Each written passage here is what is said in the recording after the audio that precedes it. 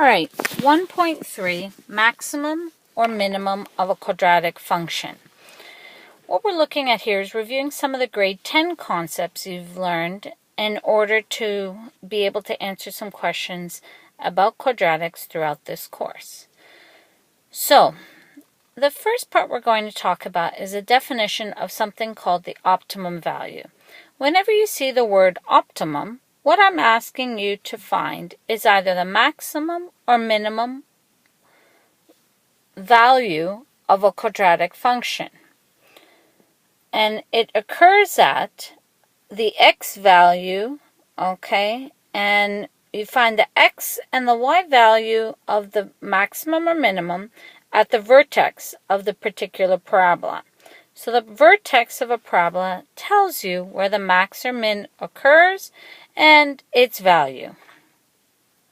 Now, the vertex of a quadratic function can be found by two ways. Now let's look at a parabola. These parts are known as the optimal value. So the absolute top or absolute bottom are known as the optimal value. This is also the vertex. In this case, this is considered the maximum because it's the highest point that the parabola reaches. In this case, this vertex is known as the minimum because it is the lowest part that we look at. Now we can find the vertex of a quadratic function by two parts, graphing, so we look at a graph, or by completing the square. So if you're given the algebraic equation of the quadratic function, it has to be put into vertex form to be able to find the vertex. And here's an example of the vertex form. The vertex is located at H, so opposite of what you see inside, H, and then outside K. So HK is your vertex. Now, the sign of the coefficient A, okay, in the quadratic function determines, okay, what happens to the graph. So if you look at the equation and you look at the A value, that A value, whether it's in vertex form or in standard form, that A value determines whether the graph opens up or down.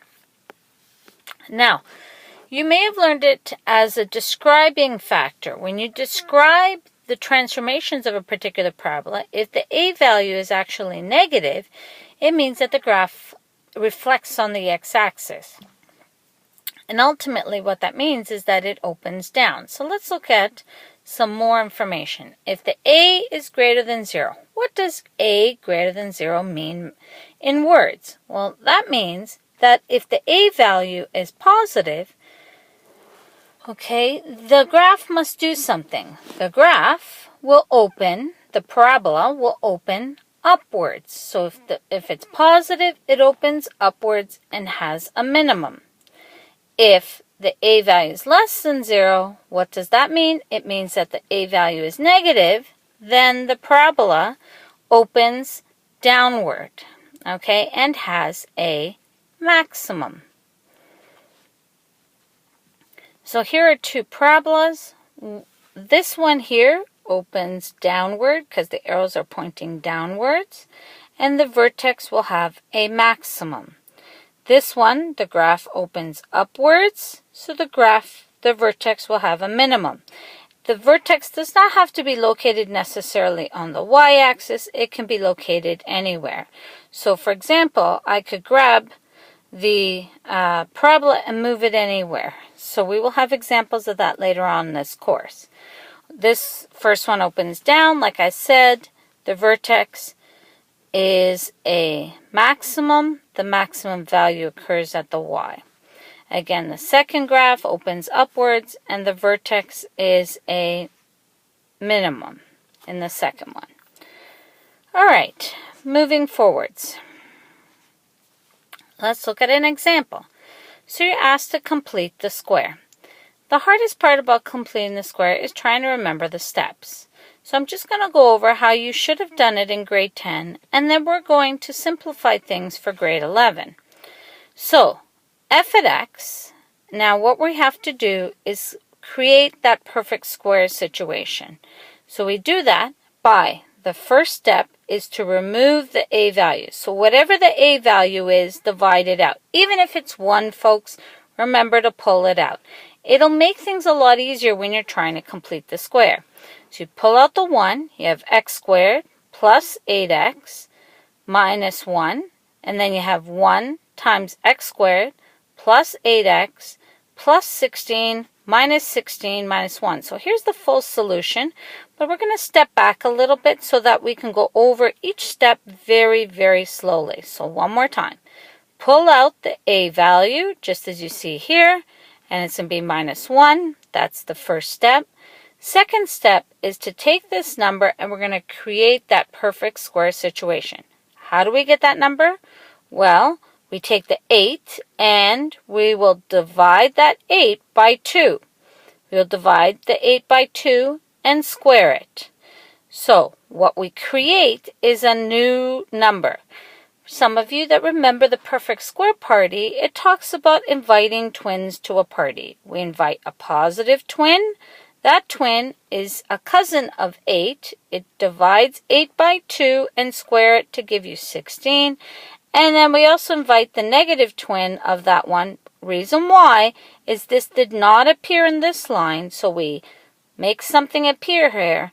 But what we're creating is a 0 because we're adding and subtracting it so that it still equals this. And don't forget that minus 1.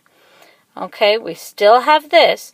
But what we've done here is we're going to use part of this inside the brackets, and the other part, the negative part, gets kicked outside of the bracket. So let's watch and see what happens.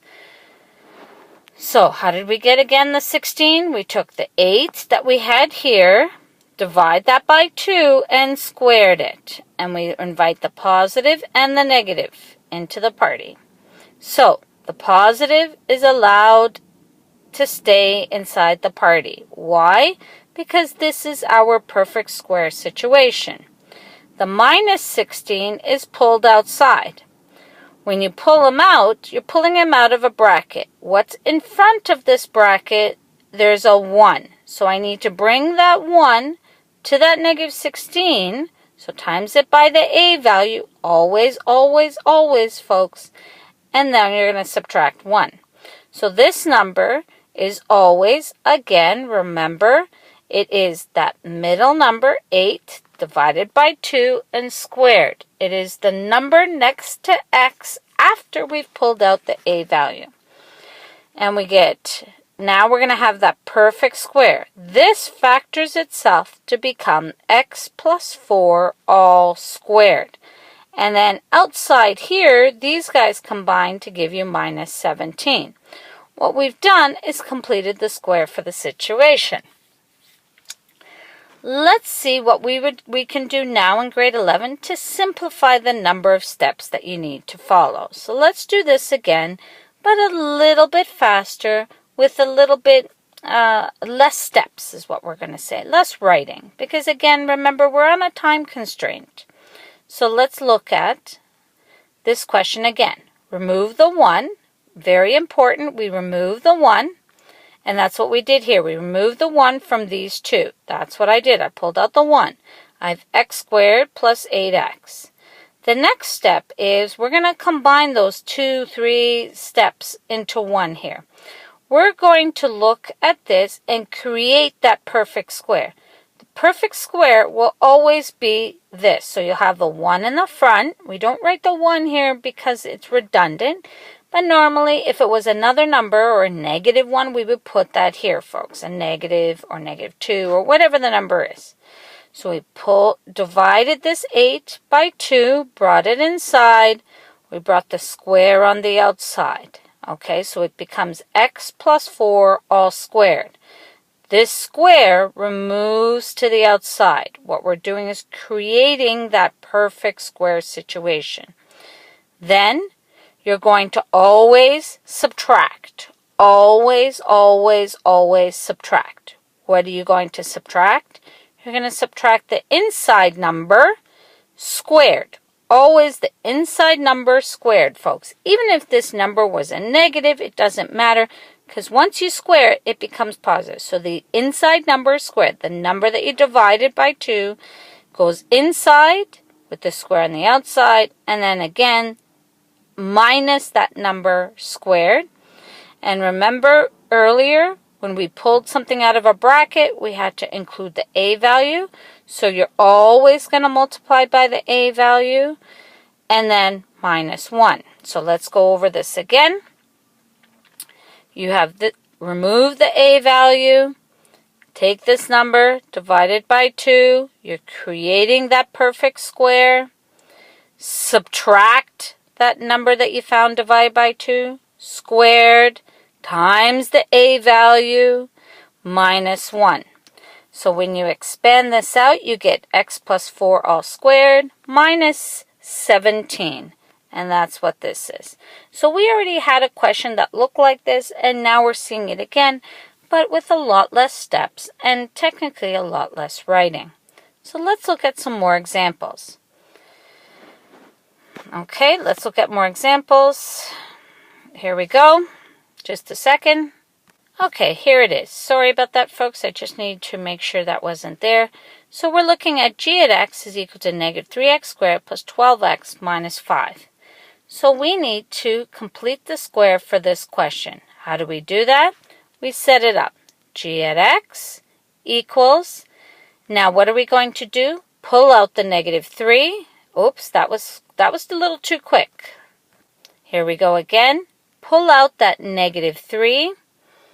And inside the brackets, you're going to have, what are you going to have? Now remember, you're pulling out the a value only from the x's, not from the constant. So this guy stays outside all the time. Only the variables get the a value removed from them. So the negative 3 gets pulled out, and we're left with x squared minus 4x. So we're going to take out the negative 3 from the first two terms that has the variable, and then we leave the minus 5 on the outside. Okay, next step is we're going to leave the negative 3 there. That's your a value. Bracket. And what goes inside the bracket? Well, it will be x minus 2 all squared. So now what we've done is taken this number, divided by 2, and we move the square to the outside. If I expanded this, folks, I would have x squared minus 4x plus something. And that plus something is here. It's in here. It's embedded in there. And we're going to minus that same something. What was the something that we minus? If you remember, it is always this number, which is whatever that is, 2, and squared. Okay, we will always square whatever number's inside here. We're going to subtract that version. And we times it by the a value. And then minus 5. And what we're going to do now is simplify this part, which is g at x is equal to negative 3, x minus 2 all squared, plus 7. Why is it plus 7? Let's look at this. This is 2 squared is 4. Minus 4 times negative 3 is plus 12. Minus 5 gives you plus 7. And this, folks, is the question in vertex form. So this is standard form, and this would be in vertex form. All right. Next question. Let's look at this one. Y equals negative 2/3 x squared minus 2/3 x plus 4/3. What do we do here? Well, what we're going to do is the same as we did before. It's okay if it's a fraction. There's nothing wrong with it. So what we're going to do is remove the a value. What we're left with is x squared, and we're going to take this divided by negative 2/3. That's fine. And then this divided by negative 2/3. So you'll be left with plus, okay, now inside we don't know yet, but outside will be plus 4/3. What will be on the inside? Again, remember we're dividing out by negative 2/3, so you should be left with plus 1x. And we don't put the 1 there.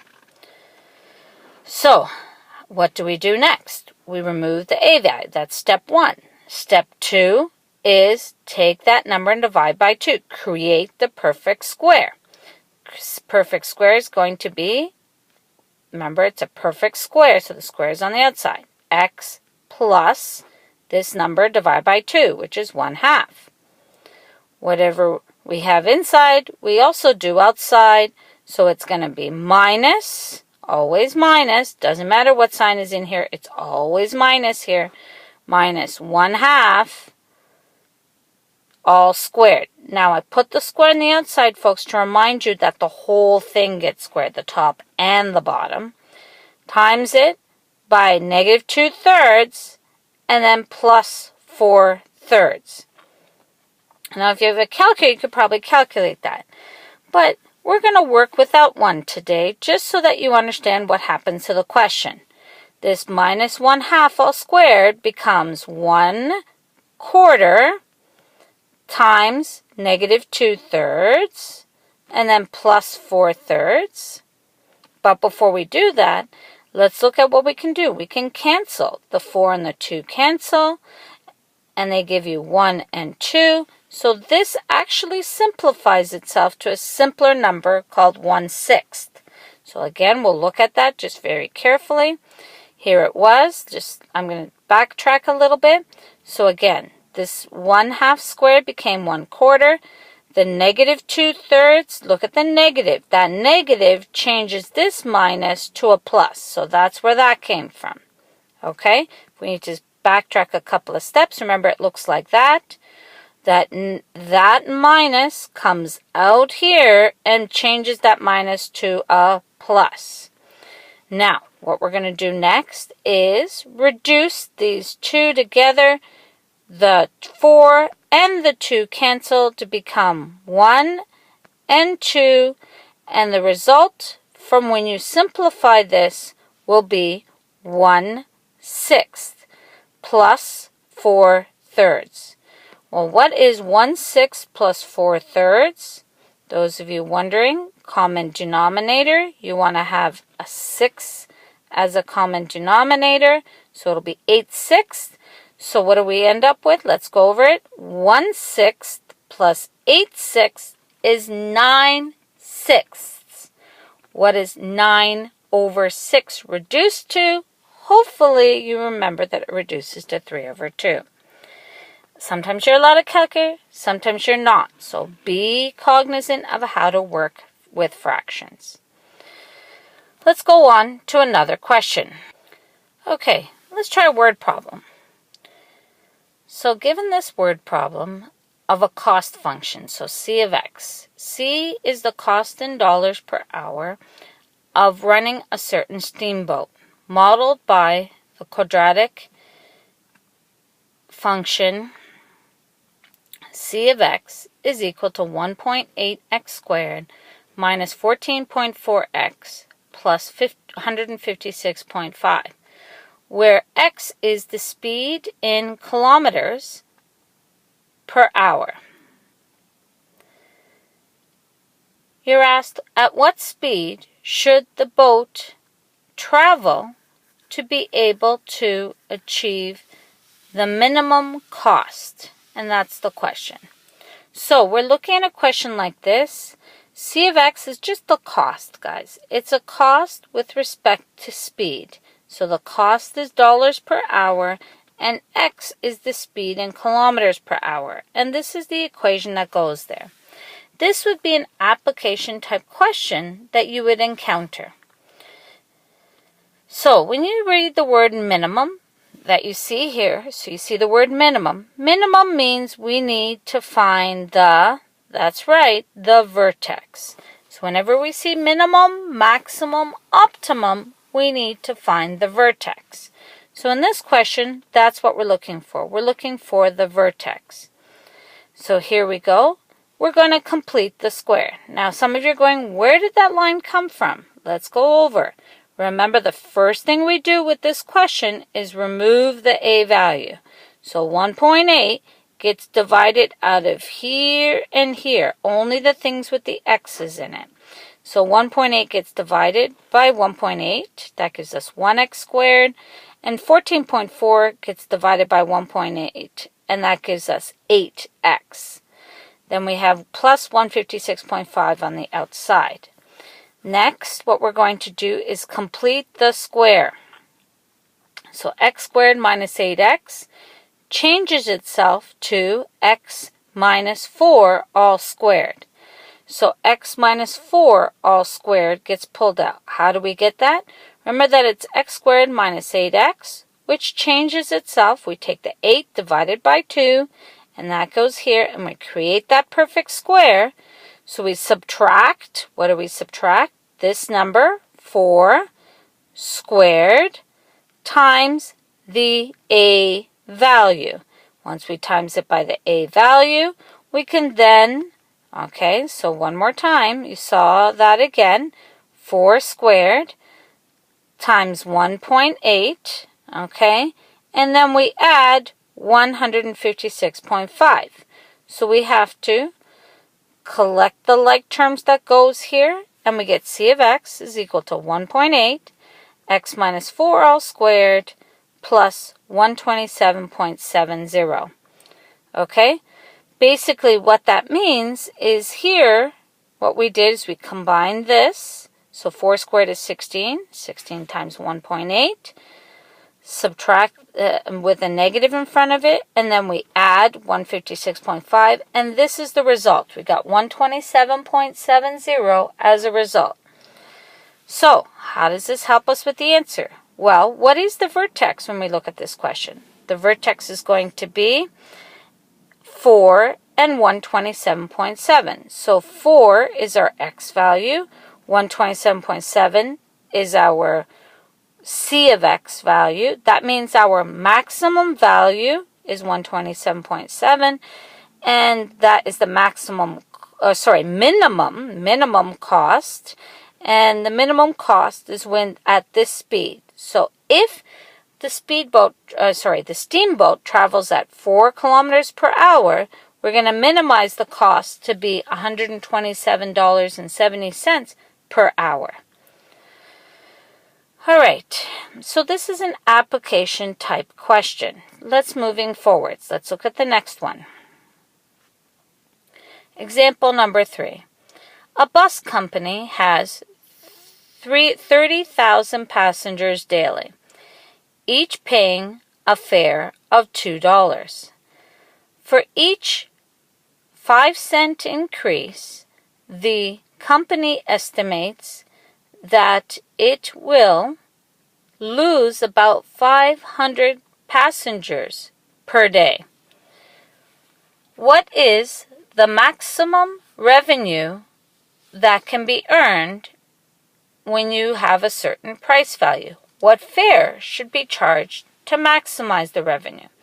So as we all know, okay, when you increase the price of something, you start to lose customers, or you may have less purchases because the price goes up. So when price goes up, purchases go down. When price goes down, purchases go up. So the idea is to find a balance. This question doesn't even have an equation given to us. So that means we need to generate the equation. This, folks, goes into line of thinking. Can you think of a reasonable problem that will solve this? So mathematically, you need to be able to show me a mathematical equation that suits this problem. How does a company generate revenue? Revenue is always equal to the price of the actual ticket itself multiplied by the number of tickets sold. So the idea is that you have price times the number of tickets. Now, in math or at higher levels at university, they use this to represent the function. This is r of x, which is called a revenue function. And that is equal to price times demand. So there's a demand function here. Price times the number of tickets sold. Okay, and then it explains where x is the number of increases. The difficulty with this, folks, is understanding how this is written. So, let's look at the equation. Let's see if the equation makes more sense to you. We know that revenue is generated when we have a certain price. The price starts off at $2, but then the price goes up, so we have to have a plus. How much does it go up by? Well, it goes up by, let's look up here. Oh, there it is, at 5 cents. At 5 cents, how many times is that price going to go up? We don't know, but we know it's going to go up in 5-cent increases. Then we have the number of tickets. Well, at $2, we started to sell how many tickets? It was 30,000 tickets per day.